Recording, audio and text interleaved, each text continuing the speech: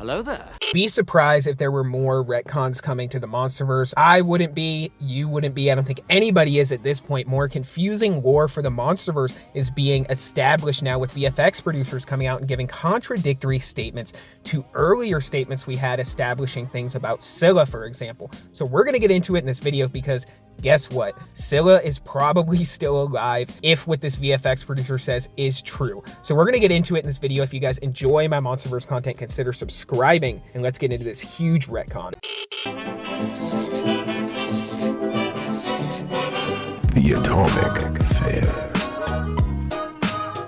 All right, guys, I'm trying not to be pessimistic about this because overall, I do still love the Monsterverse. It doesn't really matter what ends up happening lore-wise. They could just can the lore all together and just make fun popcorn flicks. As long as I'm seeing Godzilla, I am most likely gonna love it. I kind of turn my brain off for these movies. It's not even like the Marvel films where there's like really needs to be an established lore because you're dealing with human characters, alien characters, and just highly intelligent humans and monsters and all kinds of things. Cosmic beings, gods, etc. But with the Monsterverse, it's a little different. These are forces of nature, these are monsters, and if things kind of change with them, it's not quite as big of a deal. But nonetheless, I like the consistent lore in the Monsterverse. I like the lore that has been established leading up to this point, or at least leading up to Godzilla calling the new empire. Not sure how I feel about it now. We'll have to see in the next movie. But nonetheless, a VFX producer has come out talking about Sila, saying that Sila is actually not the monster or the titan that Godzilla killed in Godzilla calling the new empire. Now, this completely contradicts what was in the prequel comic as well as what is in the book by Greg Keyes.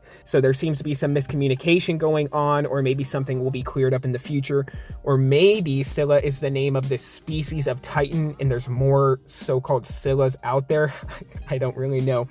But the VFX producer came out and said that the titan that Godzilla actually killed in the movie is named Charybdis instead, and that leaves Sila's fate ambiguous and potentially still alive. And that can kind of be seen in the movie apparently by a different pattern on the creature. Now, according to this VFX producer, Charybdis is a new titan introduced in Godzilla calling the new empire and is a monster that is similar to Sila but is a different species. The implications mean that Sila's fate is currently ambiguous and she could potentially still be alive. And some fans are even speculating that Sila still alive anyways because she has regenerative capability. So either way, there's a big chance that this titan is still living in the Monsterverse, similar to Tiamat, who seems to be either regenerating or is at least going to still exist. The species is in the Monsterverse because they had a child named Lahamu, or an offspring. So it seems like Godzilla calling the new empire is kind of like, look, Godzilla's going to murder all these titans, or a couple titans, but not really. And it seems like there's some miscommunication and mismatch going on with the lore from what was written in the prequel comic, what was written in the novel, and what this VFX producer is now saying. And if this is actually true, if this ends up being the story or the piece of lore that they're going with, they need to establish that in a firm way, okay? Either in the film, in the prequel comics, or in the novelization. They got three big opportunities there to establish that this is a different titan altogether.